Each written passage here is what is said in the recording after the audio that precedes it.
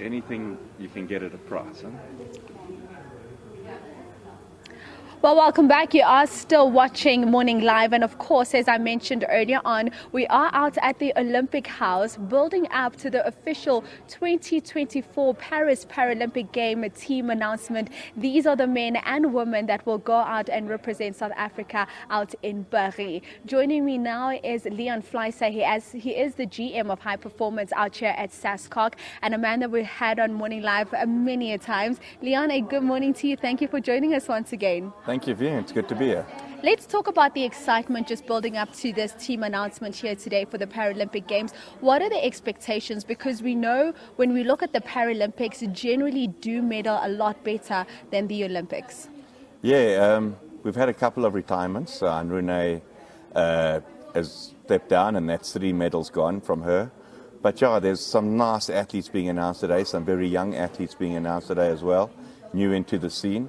And we're also very happy that we've qualified on other fronts as well, not just the main athletics and swimming and wheelchair tennis like normal. And we know that Tokyo 2020 was also interesting because we also got a gold medal out in cycling. Yeah. And as we speak about the different sporting codes, perhaps speak to me about the new sporting codes that we're expecting to see out at Paris 2024 and where we have athletes that are going to be competing. Yeah.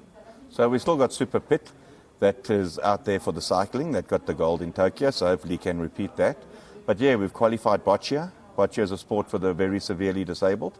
So for the first time ever, we've actually qualified 2 athletes there, 1 male, 1 female, so very, very chuffed with that.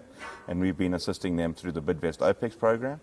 And we've just got confirmation this morning, unfortunately it won't be announced today yet because the confirmation came through now, that we've qualified 1 person in triathlon, a female. So that's very happy, first amazing. time we've done that as well.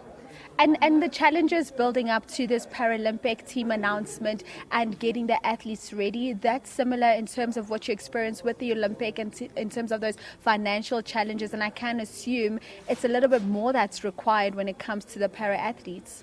Correct. So the para-athletes need to compete overseas to keep their classifications. So a lot more expensive to get them over there. But through the Bidvest Operation Excellence program, we've really seen a big increase in assistance to the athletes, and out of the 28 athletes being announced today, 21 are on the Bidvest Operation Excellence program. Just shows you that that funding definitely there, definitely works. And once again, thanks to Bidvest and all our other funders. And in terms of that comparison, I know we generally speak about because the funding came at such a late time, perhaps not enough time to prepare for the athletes. And you mentioned that the para-athletes need to prepare abroad. What then realistically are we looking at in terms of the medaling? So, you know, I don't like to put our heads on a block of medal. You always like to ask me that. We get excited as South Africans when we look at the leaderboard on the medals. It's going to be tough. I don't think it could hopefully equal Tokyo. But there's also no Ntando Mahlangu. Remember, his main event was removed from the program, unfortunately. Not enough competitors in that program. So that's another 2 gold medals down as well. So we're now down about 5 medals. 5 medals just from 2 athletes. So, but as I said, there's new athletes there that are really performing well. One got a medal now at the World Para-Athletics Championships in Japan. So I'm expecting some good results. I think we also got some nice youngsters in the pool. We got a Danica Vainka there that is, 17 years old or 16 years old coming into the team. Alani Ferreira swimming very well. Kat Swanepoel gone upper class, so hopefully she can hopefully still do something there for us. But yeah, the medals will come. Don't worry about that. And when you say, Leon, we're probably looking at more or less the same as Tokyo 2020, are you speaking now on 8 medals? Yes. That's what we're looking to come back with, at the very least, I assume. At the very least. All right. And when we look at the athletes that we're announcing here today, what would you say are perhaps some of the challenges that they faced in preparing for these Paralympic Games, knowing what they had to go through from a financial point of view? Yeah, I think the preparation wasn't ideal because they probably needed another year of international participation. But through Citibank, through Toyota, through Bidvest, through Mr. Price Sport, we've managed to get them to 2 world champs in terms of world para-athletics. 1 world champs, 1 European Open champs for the para swimming. And try to help the rest. You know, so for triathlon, we actually only started helping the lady probably 6 months ago, and she built enough points to qualify now. Where if we could have been helping her from sooner, you know, we could have been qualifying more triathlon athletes, not just the one.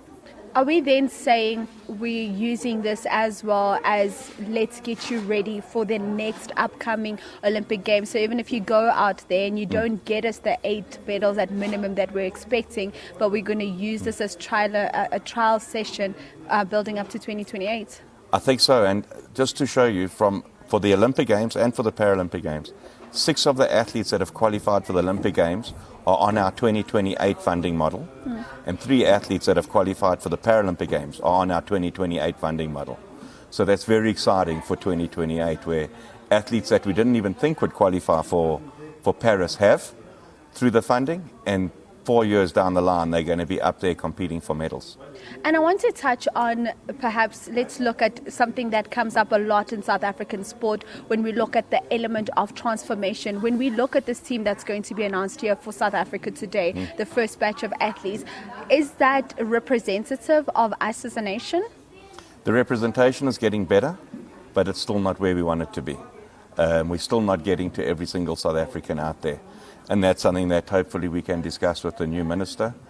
School sport is so vital for us to promote and develop sport in this country, and we still haven't got the school sport model right. And to get that right, the transformation won't just be on demographics, the transformation will also be on medal tally. And I like that you touch on that. The school sports is a big element, but realistically speaking, this is not something we're happening to see just happen overnight and have us up and ready for 2028. It's going to be a work in progress. How do you then come on board to also assist government in trying to make sure that everything kind of works out for all these young men and women that look to you to have that sort of representation? Well, obviously it's to get the national federations into the schools to try help. As you say, that's going to be a really long project.